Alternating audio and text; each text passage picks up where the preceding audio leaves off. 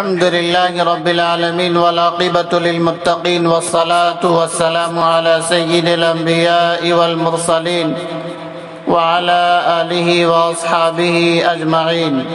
محترم سامعین، جوان ساتھیوں اور بزرگوں، آج بھی ہمارے چند احباب نے ایک سوالات بھیجے تھے جس کے جوابات اس طرح سے آپ کے سامنے ہیں۔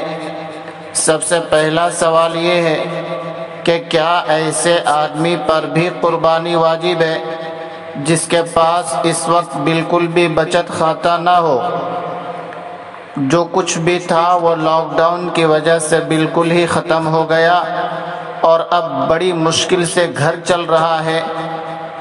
نہ تو زمین جائیداد ضرورت سے زائد ہے، نہ گاڑی واڑی ہے، نہ سونا اور چاندی ہے۔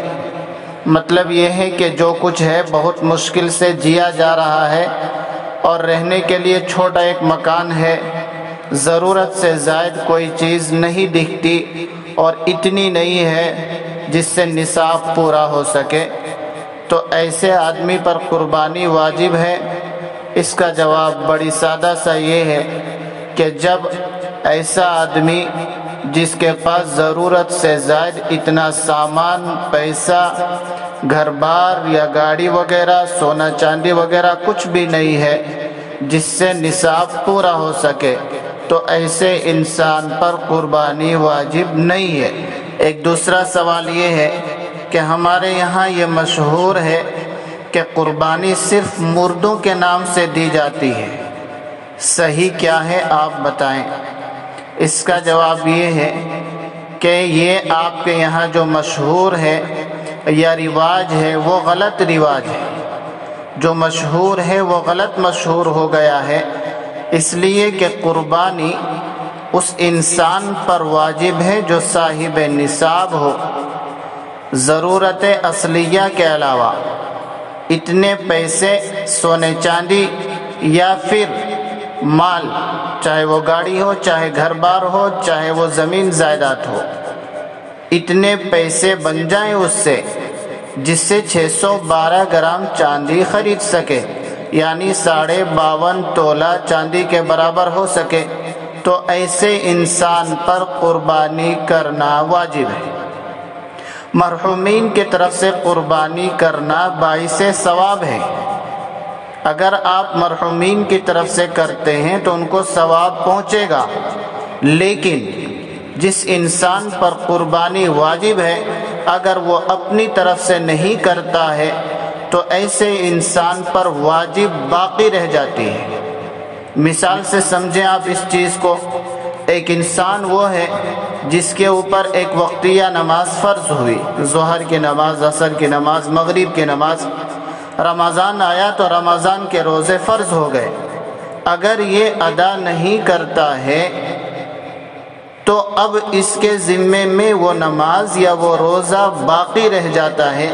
اسی طرح سے اگر قربانی کے دنوں میں کوئی انسان صاحب نصاب تھا اور اس نے قربانی نہیں کی، اپنی طرف سے نہیں کیا تو بھی کسی اور کی طرف سے کر دیا، مرحومین کی طرف سے، بزرگوں کی طرف سے یا کسی اور کی طرف سے، تو یہ اپنی طرف سے نہیں کیا، اس لیے اس کے اوپر واجب باقی رہ گیا ہے۔ اگلا سوال یہ ہے کہ مشترکہ کمائی کی صورت میں قربانی کس کے اوپر واجب ہے؟ 2-3 بھائی ایک ہی ساتھ کماتے ہیں اور جو کچھ کماتے ہیں وہ اپنے والدین میں سے ماں یا باپ کو اس کا مالک بنا دیتے ہیں۔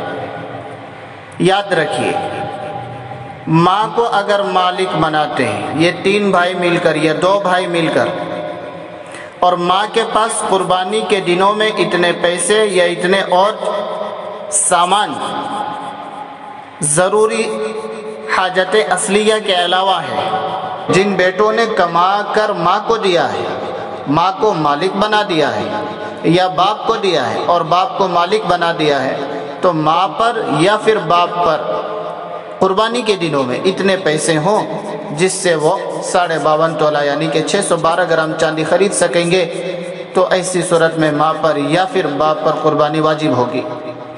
بچوں کے پاس اگر رہتے ہیں پیسے، بچے دیتے تو ہیں لیکن پھر اپنے خرچے کے لیے بھی رکھتے ہیں، اس میں سے بھی پھر تھوڑے تھوڑے بچاتے رہتے ہیں، اپنا بھی الگ سیونگ کرتے رہتے ہیں، تو پھر بچوں کے پاس اگر الگ پیسے ہیں، تینوں بچوں کے پاس یا 2 بچوں کے پاس، اب دیکھا جائے گا کہ قربانی کے دنوں میں ان کے پاس کتنے ہیں۔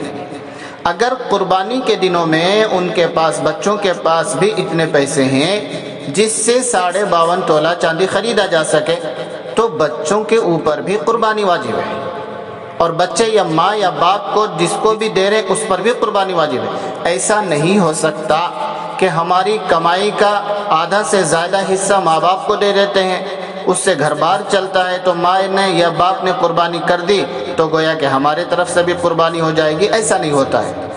اگر بچوں کے پاس بھی بچتا ہے اور رہتا ہے تو ایسی صورت میں بچوں کے اوپر بھی قربانی الگ الگ واجب ہے، اور ماں یا باپ جس کو یہ لوگ مالک بناتے ہیں اس پر بھی قربانی کرنا واجب ہے۔ اللہ رب العزت ہم آپ کو ان باتوں پر عمل کی توفیق عطا فرمائے، آمین۔ السلام علیکم ورحمۃ اللہ وبرکاتہ۔